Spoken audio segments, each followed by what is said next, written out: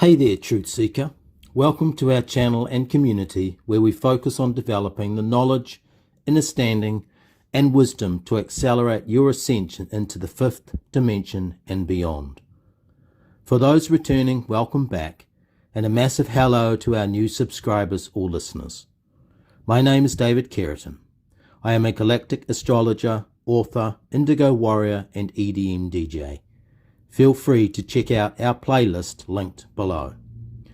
My partner Sana and I work together with Galactic Astrology. Today we will both narrate this fascinating reading. For disclosure, we subscribe to the Astro App professional astrology platform, although we are not affiliated with them for marketing. We will link their homepage in the description below. Before we go further, what can you expect from today's reading and what is our channel all about? Briefly, we explore and interpret the 13-sign galactic astrology system, which includes the constellation of Ophiuchus. This reading is specifically about the full moon of June 14, 2022. We will discuss the tension between our attachment as humans to the material world represented by Taurus, an earth sign, and our dormant, nascent, or emerging connection to the universal intelligence, symbolized by Ophiuchus. We will focus on creating awareness through prose, metaphor, and stories of the two sides of reality coming into the present moment, generating a push and pull between two worlds. On one hand, we recognize that our basic instincts, drives, and desires are rooted in our ego, or lower self. On the other, we may or may not recognize that we have access to our higher nature, our right brain, wanting to come online, as it were, represented by Ophiuchus. In rudimentary terms, we are talking about that which anchors us to the earth, Taurus, and that which pulls us up from the earth to realign and connect with our star origins, Ophiuchus. The question or opportunity under this full moon is how will you go about consciously bridging these two realities via the serpent energies of the Kundalini. More on that later. Astrology, in our view, has three pillars: guidance, timing, and insights. You can use astrology as a metaphorical guide to help you explore personal issues, significant relationships, and the collective consciousness of humanity. Metaphors are defined as a figure of speech, a symbol, a word picture, or an image. Some of the most common astrological symbols, such as Mars for action, Venus for love, and Saturn for karma, are well known. And whilst these are very simple grade school interpretations, astrological guidance has its place as we navigate through life. Astrology has a deep, rich history, carrying through millennia metaphorical resonances with psychology. It is therefore helpful as a study of human behavior under different contexts. We can utilize astrology to help us interpret what some call rites of passage as we enter different phases of our lives, such as infancy, youth, adulthood, marriage, childbearing, and the age of wisdom. Astrology helps us align with the cycles of the universal intelligence that operate far beyond anything humans have created, such as the Gregorian calendar. Ponder for a moment if time as we know it did not exist. Would the sun still rise? Would we still experience full and new moons, eclipses, meteor showers, and northern lights? Or do these phenomena exist regardless of what we think and perceive? Would they happen anyway? In our busy lives, our ideas of time, such as 60 seconds in a minute, 24 hours in a day, or 12 months in a year, operate in a vacuum or bubble. They become institutionalized mental constructs that may or may not converge with the deep cycles and rhythm of timelessness, expressed by the motion of the planets and asteroids through the zodiac. Our time has nothing to do with cosmic or galactic timing, which was here before we arrived on the planet as a species and will be here long after we have gone. The sailors and explorers of antiquity, together with the farmers and hunters, were intuitively linked to the timing of the sun and the moon. They were fascinated by Arcturus and Sirius, Vega and Antares with its red hue. They knew when to plant, when to harvest, when to rest and when to set sail. They sensed and perceived when to lay nets, when to mate and when to cut loose. All these experiences come back to timing. Taurus reminds us that we are of the land and our bodies therefore carry within them an innate sense of cosmic time. Astrology helps us to return to alignment with the true source of time so we become more engaged with the rhythms and cycles of life. Astrology also provides insights, for it is a map of consciousness. Within this system are the puzzle pieces that allow us to build a framework within which we can contextualize experiences, both at a micro, personal level, but also at a grander collective level too.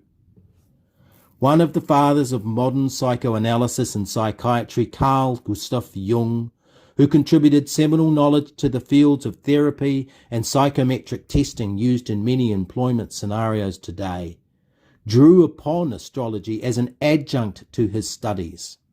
Jung was quoted in 1955 as saying, "The basic meaning of the horoscope is that, by mapping out the positions of the planets and their relations to one another, together with the distribution of the signs of the zodiac, it gives a picture first of the psychic and then of the physical constitution of the individual.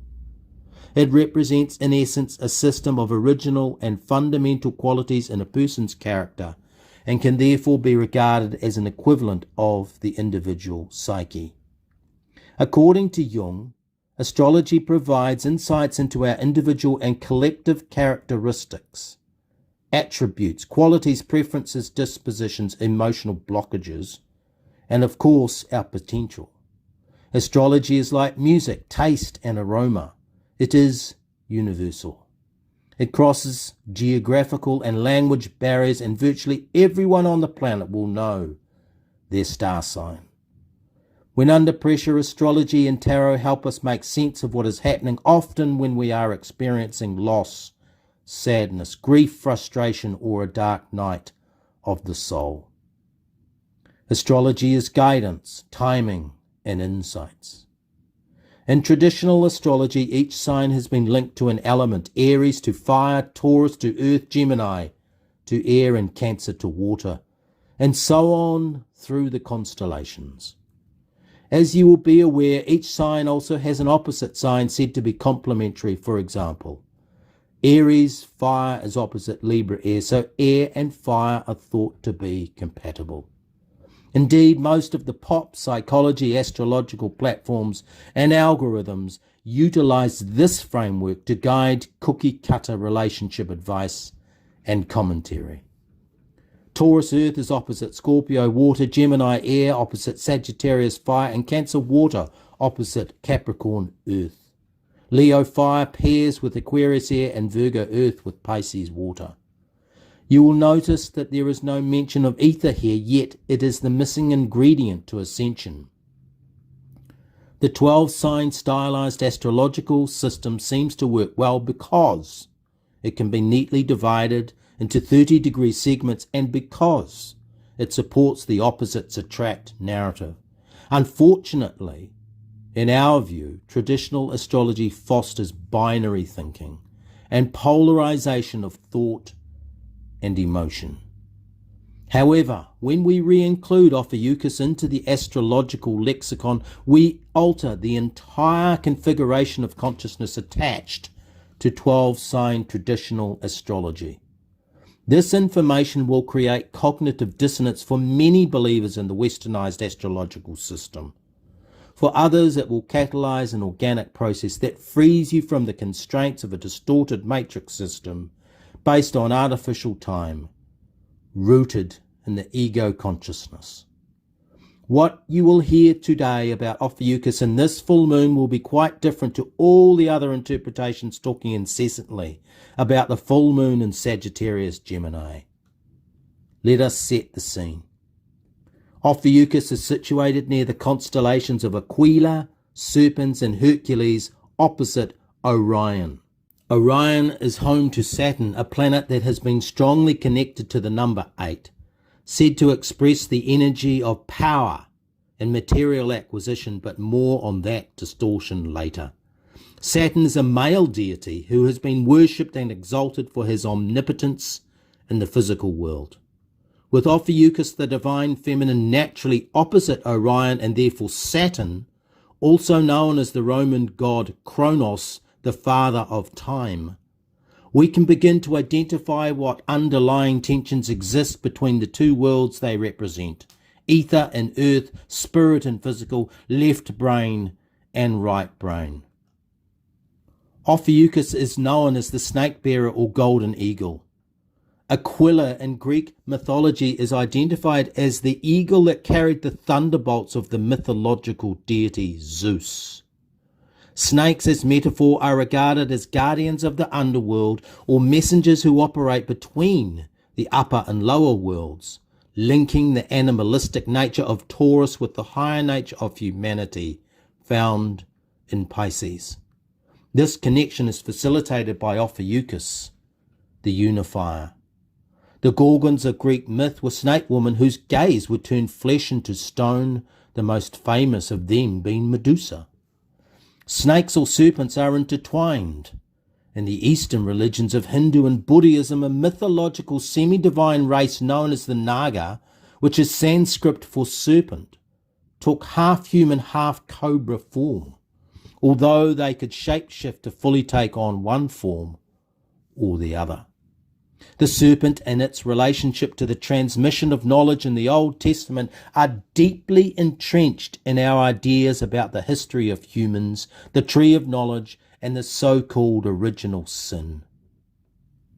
The rod of Asclepius is the traditional widely used symbol of medicine, which depicts a snake with wings, also known as the caduceus. Asclepius, son of Apollo and the mortal princess Coronis, was the Greco-Roman god of medicine. Apollo was ascribed the universal qualities of healing, truth, and prophecy, yet we maintain that this was originally the role of Ophiuchus.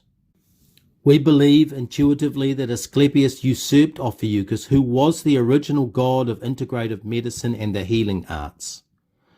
The war against the divine feminine, which has been raging for centuries, not only involved replacing female deities or goddesses with male gods, but it also involved the deliberate obfuscation and removal of Ophiuchus from the astrological system, so her power, prowess, infinite intelligence, and divine creativity would be removed from consciousness.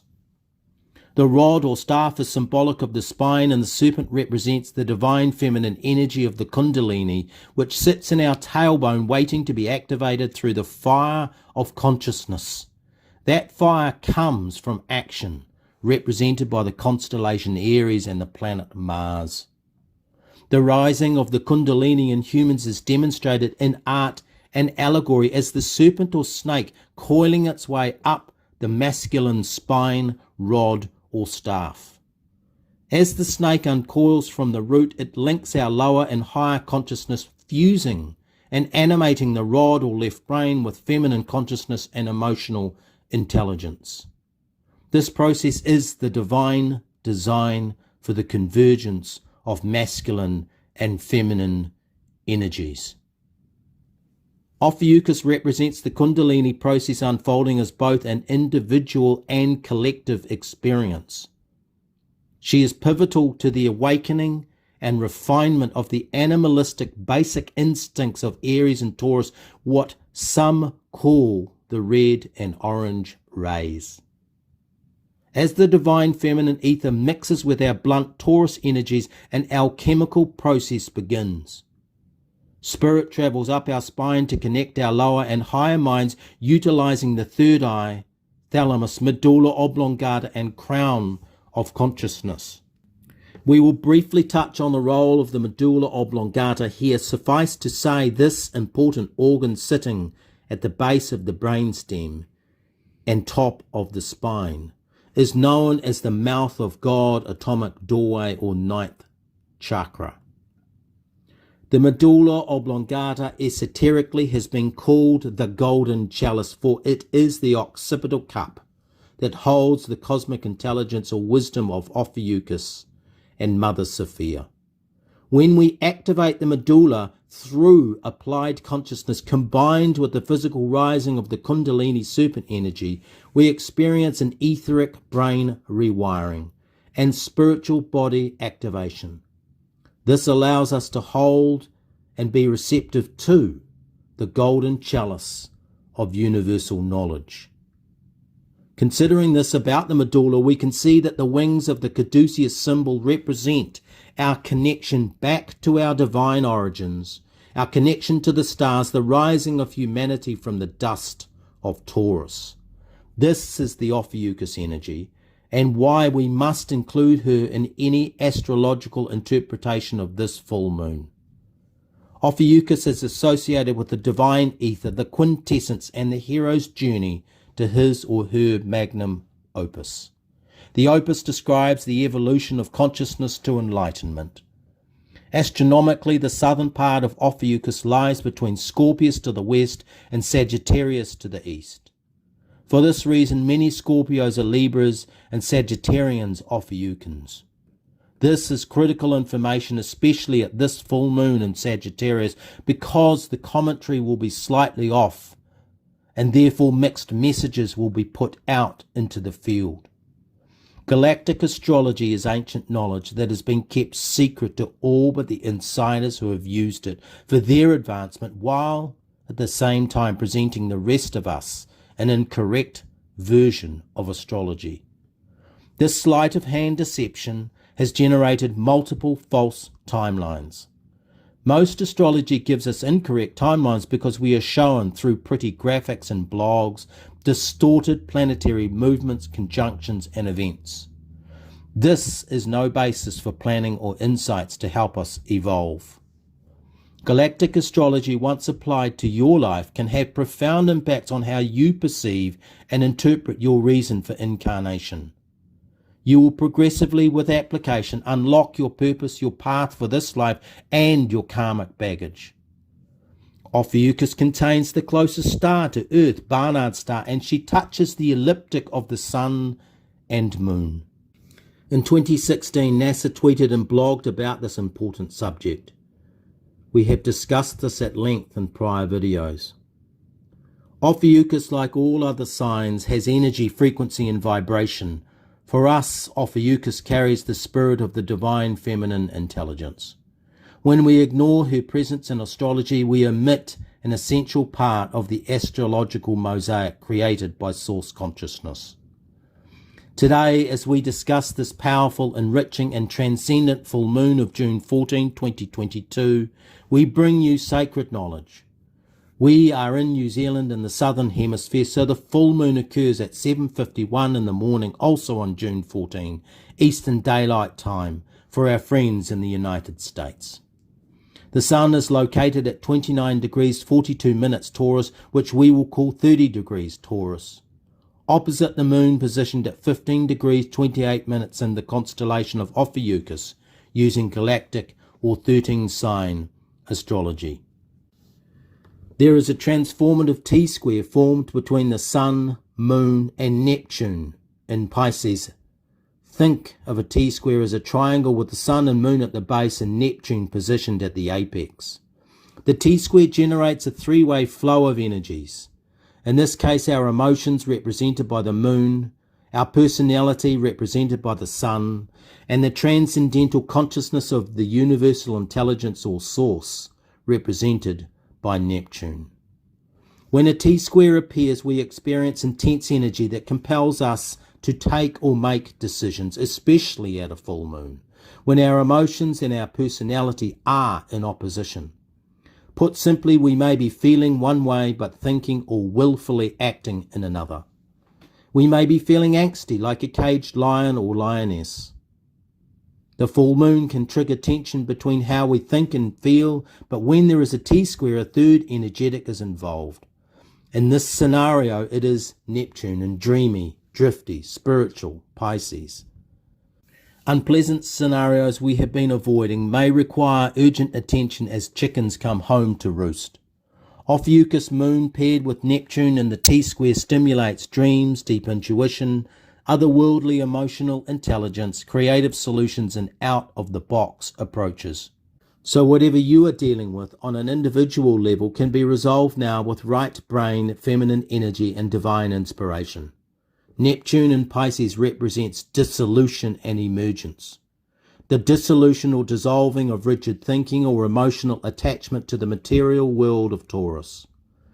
Neptune energies remind us that we are spiritual and that we can experience a transcendent, blissful outlook when we reconnect to Source or the universal intelligence. Ophiuchus is the mystical ether that can facilitate the process of revelation, masculine-feminine integration, whole brain thinking, and expanded consciousness.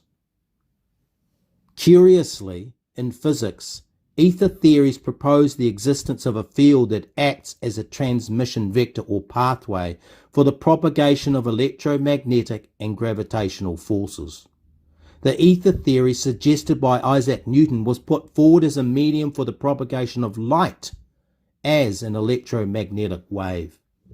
These insights from science about ether have interesting parallels with the ether energies of Ophiuchus as she transmits light to us as an electromagnetic wave. Ophiuchus is the womb of creation existing in that dark matter space where anything is possible, all life is conceived, and from which all life emerges. As we bring this reading to a close, let us examine the numerology and tarot as well. Now you will hear from Sana. Using simple numerology, we arrive at the number 8 for this day of revelation and realization. We use tarot and numerology in our readings to amplify the core messages and to highlight the links between different divination systems. Tarot, numerology, and astrology all go back thousands of years, and we can see evidence of these systems in one shape or another across cultures and continents. The number 8 in the tarot was originally called justice, but this was swapped with the number 11, strength, by the Hermetic Order of the Golden Dawn, creators of the Rider-Waite-Smith tarot system. The order, for those with eyes to see and ears to hear, is a secret society devoted to the study and practice of the occult. They formed during the late 19th century, were based in London. While the Rider-Waite tarot is their creation, the underlying knowledge of the symbolism of the tarot goes back to the 14th century, over 700 years ago. For this reason, we draw on this ancient knowledge. However, like astrology, it has been altered to suit the patriarchal, masculine, left brain worldview. When we examine the etymology of justice, the original number 8 in the tarot, and the numerological key for June 14, 2022, we find that the word was once justitia, from the Old French, descended from the Latin to mean righteousness and equity. Justice is a virtue. It also refers to balance, the scales of justice, fairness, and natural law. These are feminine qualities that were originally ascribed to the number 8 in the tarot.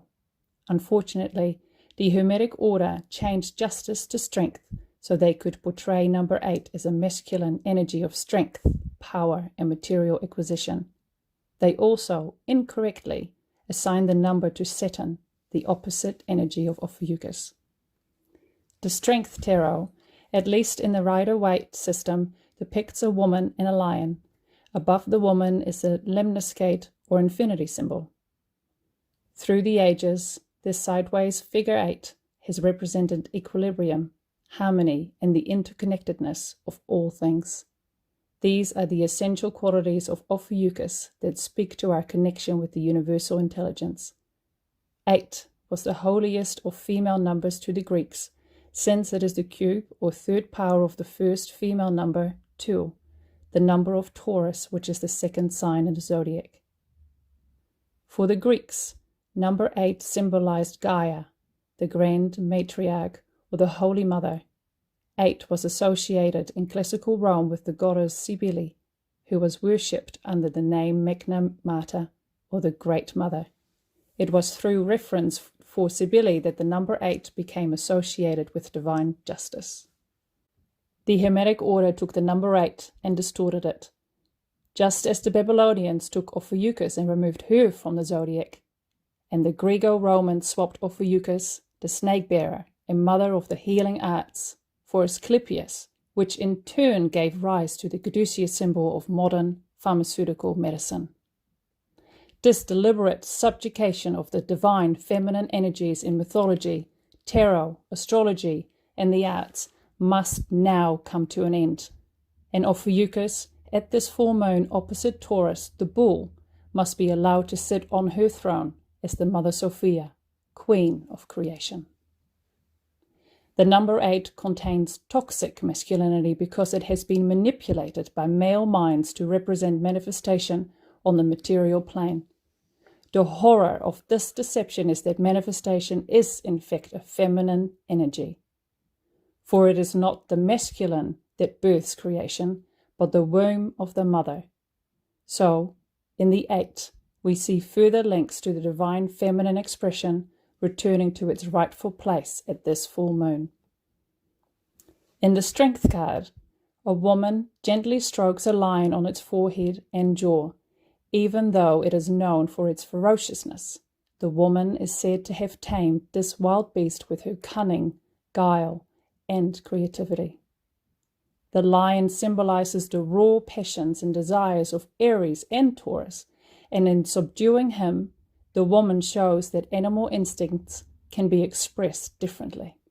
She does not use force or coercion, rather she channels her inner wisdom to subtly control the lion, and so it is now, as we seek to tame the beast of material acquisition, not with force, but with creativity and innovative solutions. The woman wears a white robe signifying purity, together with a belt of flowers that represents the beauty of Venus and Taurus. The symbol can be drawn in one continuous movement and has neither a beginning nor an end. The lemniscate corresponds to Pisces and Neptune, the apex of the T-square between the Sun and the Moon. Neptune, as the guardian of Pisces, reminds us that there is no separation in consciousness, and it is our ego mind, rooted in Taurus, that gives us the illusion that we are separate from the universal intelligence. The 2 circles of the lemniscate symbolize the equality between opposing forces with a connection point in the center. That connection is Ophiuchus, the divine ether. The lemniscate, or infinity symbol, is also referred to as the Ouroboros, the ancient symbol of the serpent devouring its own tail in an internal cycle of renewal from Aries to Pisces. In the Strength card, the woman we see is crowned with a laurel wreath, a symbol highly regarded in ancient Greece.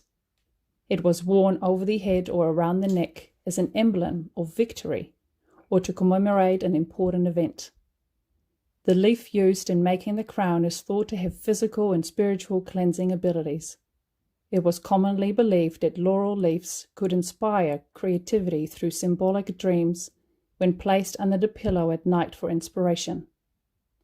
This idea corresponds strongly with Neptune, Ophiuchus, and the Sun in Taurus representing the physical world. As we conclude, Taurus is Earth. She is grounded, rooted in the physical experience.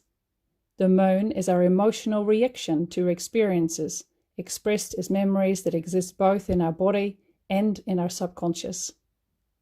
The sun is our personality, our self-expression, how we walk, talk, think, and interact with the third-dimensional physical world. Neptune is the pathway to transcendent, otherworldly, cosmic connection. His position as the apex point of the T-square involving the sun and moon in opposition remind us that there is a third way. You have all heard of those with a closed or open mind. However, Neptune is a no mind, because through his energy we move outside of our third dimensional experience. We do this through meditation and mindfulness via whatever practice you choose. Ophiuchus is the divine ether, the cosmic elixir, our pathway to deep emotional intelligence, unlimited creativity, and super conscious experience. You perceive of her via the atomic doorway or mouth of God, your medulla oblongata, located at the convergence point between the base of the brainstem and the top of the spine. This is the portal of the 9th chakra, and it is how we transcend the deception of the so-called 7 steps to ascension. The serpent of Kundalini uncoils through conscious awareness. She does so in divine timing, set not by the rational left brain, but by source. Ophiuchus is the golden eagle. She infuses our consciousness with her presence, linking our lower nature with our higher self. And finally, Mars and Aries are the energy you look to in a very practical sense as a marker of timing. 16 months ago, Mars was in his home sign, going back to January 5th, 2021. This was also the time of the grand conjunction between Jupiter, Saturn, Pluto, Mercury, and Pallas Athena that many spoke about in December 2020. Many missed that this event was also the beginning of a new action cycle that ends on July 4th, 2022, American Independence Day. On that day, Mars reaches 0 degrees Aries, beginning a new 16-month cycle of action. It never ceases to amaze us how these planetary movements intersect with human consciousness. The American independence celebration traces all the way back to 1776, so we expect fireworks as Mars enters his home sign of Aries on that day. A new global cycle will begin.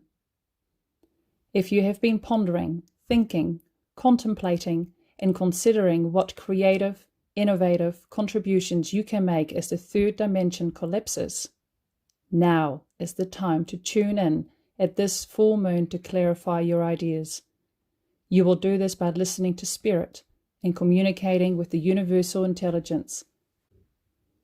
July 4, 2022 is when you can confidently begin a new action cycle signified by Mars.